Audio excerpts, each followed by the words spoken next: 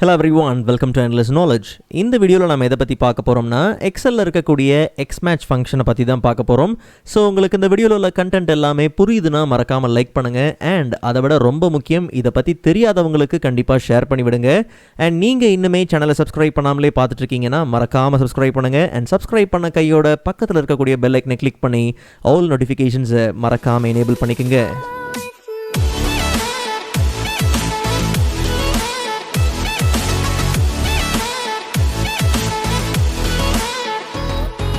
Alright, so first of all, எக்ஸலில் இருக்கக்கூடிய Xmatch ஃபங்க்ஷனை use பண்ணி நமக்கு தேவையான ஒரு குறிப்பிட்ட வேல்யூ ஒரு டேட்டா ரேஞ்சில் எந்த பொசிஷனில் இருக்கின்ற அந்த ரிசல்ட்டை கெட் பண்ணுறதுக்காக இருக்கக்கூடிய ஒரு ஃபங்க்ஷன் தான் Xmatch.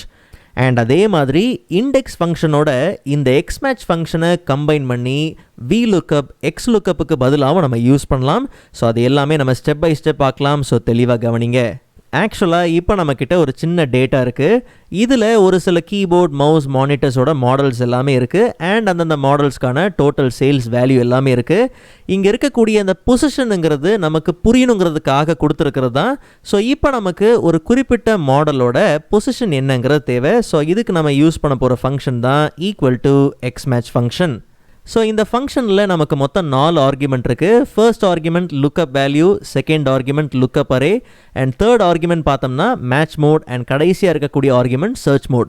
ஸோ கடைசியில் இருக்கக்கூடிய இந்த 2 ஆர்குமெண்ட்டுமே பார்த்திங்கன்னா நமக்கு ஆப்ஷனல் தான். ஏன்னா ஸ்கொயர் ப்ராக்கெட்டில் வருது, அதை கண்டிப்பாக நம்ம யூஸ் பண்ணணும்னு கிடையாது. பட் அது என்னங்கிறத இன்னும் கொஞ்சம் நேரத்தில் பார்க்கலாம். ஸோ ஃபர்ஸ்ட் இருக்கக்கூடிய ஆர்குமெண்ட் என்னது? லுக்கப் வேல்யூ, அதாவது எதை தேடுறோம். ஸோ நாம் தேடுறது இந்த மவுஸ் அப்படிங்கிற இந்த குறிப்பிட்ட மாடல் தான் தேடுறோம். ஸோ அப்போது அந்த செல் இருக்கக்கூடிய ரெஃபரன்ஸை நம்ம என்ன பண்ணலாம்? கொடுக்கலாம். ஐ மீன் அந்த மாடல் இருக்கக்கூடிய செல்லை நம்ம என்ன பண்ணலாம்? ஆஸ் எ ரெஃபரன்ஸாக கொடுத்துடலாம். அண்ட் கமா கொடுத்ததுக்கப்புறம் செகண்ட் ஆர்குமெண்ட் பார்த்தோம்னா லுக்கப் அரே. நாம் எதை தேடுறோங்கிறத லுக்கப் வேல்யூவில் கொடுத்தாச்சு. எங்கேருந்து தேடணும் அப்படிங்கிறது தான் இப்போ கொடுக்கணும். ஸோ லுக்கப் அரேயில் நாம் எங்கேருந்து தேடுறோம்? ப்ராடக்ட் ரேஞ்சில் இருந்து தான் தேடணும். ஸோ கம்ப்ளீட்டாக அந்த ரேஞ்சை நம்ம என்ன பண்ணலாம்? செலக்ட் பண்ணிவிட்டு ப்ராக்கெட்டை க்ளோஸ் பண்ணிவிட்டு என்டர் கொடுத்தோம்னா இந்த குறிப்பிட்ட ப்ராடக்டோட பொசிஷன் பார்த்தீங்கன்னா 4. ஸோ கவனித்து பார்த்தீங்கன்னா இந்த டேட்டா ரேஞ்சில் 4th பொசிஷனில் பார்த்தீங்கன்னா நமக்கு தேவையான அந்த மவுஸ் ப்ராடக்ட் பார்த்தீங்கன்னா இருக்குது. பட் நமக்கு இந்த ப்ராடக்டோட பொசிஷன் மட்டும் கிடையாது, டோட்டல் சேல்ஸ் வேல்யூவும் பார்த்திங்கன்னா தேவை. ஸோ நான் ஏற்கனவே சொன்ன மாதிரி இண்டெக்ஸ் ஃபங்க்ஷனோட Xmatch ஃபங்க்ஷனை கம்பைன் பண்ணி VLOOKUP, XLOOKUPக்கு பதிலாகவும் நம்ம யூஸ் பண்ணலாம். ஸோ ஒரு லுக்கப் ஃபங்க்ஷனாகவும் நம்ம யூஸ் பண்ணலாம். ஸோ இப்போ நமக்கு என்ன தேவைப்படுது? டோட்டல் சேல்ஸும் தேவைப்படுது. ஒரு குறிப்பிட்ட ப்ராடக்டோட டோட்டல் சேல்ஸும் நமக்கு தேவைப்படுது. ஸோ அப்போ நம்ம என்ன பண்ணலாம்னா இண்டெக்ஸ் ஃபங்க்ஷனை யூஸ் பண்ணலாம். ஸோ இண்டெக்ஸ் ஃபங்க்ஷனில் இருக்கிற முதல் ஆர்குமெண்ட் பார்த்திங்கன்னா அரே. நல்லா கவனிங்க. இப்போ நமக்கு என்ன தேவைப்படுது? டோட்டல் சேல்ஸ் தேவைப்படுது இல்லையா? ஸோ அந்த டோட்டல் சேல்ஸ் கம்ப்ளீட் ரேஞ்சையும் நம்ம இந்த அரே ஆர்குமெண்ட்டில் கொடுத்துடலாம். ஸோ இப்போது கமா கொடுத்ததுக்கப்புறம் செகண்ட் ஆர்குமெண்ட் பார்த்தோம்னா ரோ நம்பருங்கிற இந்த ஆர்குமெண்ட்டில் நாம் இன்க்ளூட் பண்ணுற ஃபங்க்ஷன் தான் Xmatch ஃபங்க்ஷன். ஸோ இப்போ நமக்கு இந்த Xmatch ஃபங்க்ஷனில் தேவைப்படுறது 2 ஆர்குமெண்ட் தான். Lookup value, lookup array. நான் ஆரம்பத்திலே சொன்ன மாதிரி லுக்கப் வேல்யூ எதை தேடுறோம்? இந்த ப்ராடக்டை பற்றி தான் தேடுறோம். எங்கேருந்து தேடணும்? இந்த ரேஞ்சில் இருந்து தான் தேடணும். ஸோ ஜஸ்ட் நம்ம என்ன பண்ணலாம்? ப்ராக்கெட்டை க்ளோஸ் பண்ணிவிட்டு இண்டெக்ஸ் ஃபங்க்ஷனோட ப்ராக்கெட்டையும் க்ளோஸ் பண்ணிவிட்டு என்டர் கொடுத்தோம்னா இந்த ப்ராடக்டோட பொசிஷன் என்னங்கிறது இப்போ நமக்கு தெரியும். இந்த ப்ராடக்டோட டோட்டல் சேல்ஸ் என்னங்கிறது இப்போ நமக்கு தெரியும். ஸோ நான் ஏற்கனவே இது ஒரு ட்ராப் டவுனாக க்ரியேட் பண்ணியிருக்கிறேன். ஸோ நம்ம இன்கேஸ் ப்ராடக்ட்டை சேஞ்ச் பண்ணும்போது, மாடல்ஸை சேஞ்ச் பண்ணும்போது அதுக்கேற்ற பொசிஷனும் டோட்டல் சேல்ஸும் பார்த்திங்கன்னா ஆஸ் ரிசல்ட்டாக நமக்கு சேஞ்ச் ஆகிட்டே இருக்கும். ஒருவேளை இப்போ நமக்கு மல்டிபிள் லுக்கப்லாம் தேவைப்படுது. லைக் எனக்கு இப்போ ப்ராடக்ட்டை வச்சும் மந்த்தை வச்சும் பார்த்தீங்கன்னா எனக்கு சேல்ஸ் வேல்யூவை கெட் பண்ணணும். ஸோ ரொம்ப சிம்பிள், இண்டெக்ஸ் ஃபங்க்ஷன். ஸோ நல்லா கவனிங்க. இண்டெக்ஸ் ஃபங்க்ஷனில் நமக்கு இருக்கிற முதல் ஆர்குமெண்ட் என்னது? Array argument. நல்லா கவனிங்க.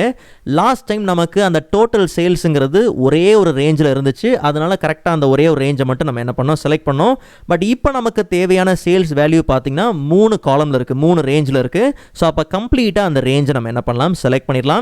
அண்ட் கமா கொடுத்ததுக்கப்புறம் செகண்ட் ஆர்குமெண்ட் என்னது? Row number. ஸோ இந்த ரோ நம்பரில் தான் நம்ம Xmatch ஃபங்க்ஷனை உள்ளே இன்க்ளூட் பண்ணுறோம். ஸோ நமக்கு ஃபர்ஸ்ட் என்னது? Lookup value, lookup array. நல்லா கவனிங்க. முதல்ல நம்ம ப்ராடக்ட்டை பேஸ் பண்ணி தேடுறோம், ரெண்டாவது மந்த்தை பேஸ் பண்ணி தேடுறோம். அப்போ நம்ம 2 Xmatch ஃபங்க்ஷன் யூஸ் பண்ண போகிறோம். ஸோ முதல்ல யூஸ் பண்ணுற Xmatch இந்த கீபோர்ட், ஐ மீன் இந்த ப்ராடக்ட்டை பேஸ் பண்ணி. ஸோ லுக்கப் வேல்யூ எதை தேடுறோம்? கீபோர்டை தான் தேடுறோம்.